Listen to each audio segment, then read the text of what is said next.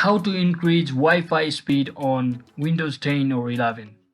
So hello guys, welcome back to my YouTube channel. In this video I'll be showing you how you can easily increase your Wi-Fi speed on your Windows 10 or 11 devices.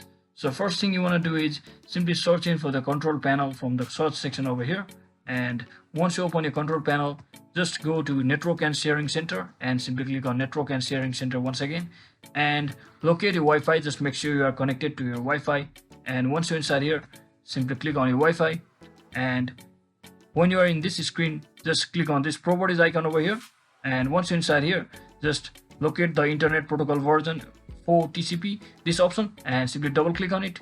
And what you basically need to do is simply click on this use the following DNS server. So what you can do is simply change it to 8.8.8.8 and to alternate DNS server to 8.8.4.4 and simply click on OK, or alternatively you can also use 1.1.1.1, and for the alternate DNS what you can do is simply use 1.0.0.1. so you can alternately use either of those DNS server and simply click on OK, and it should be set it perfectly. So once you do the following things I mentioned, simply come back to this screen once again and just click on this configure button over here.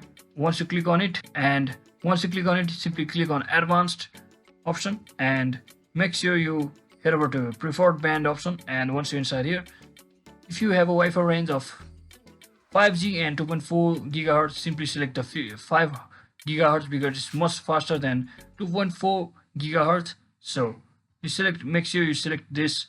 If you don't have a 5 gigahertz band in your router, just you can do that from your settings in your browser. But if your router doesn't support it, then what you can do is contact your administrative network supporter, IT support, or you can just leave it like that in the 2.4 gigahertz.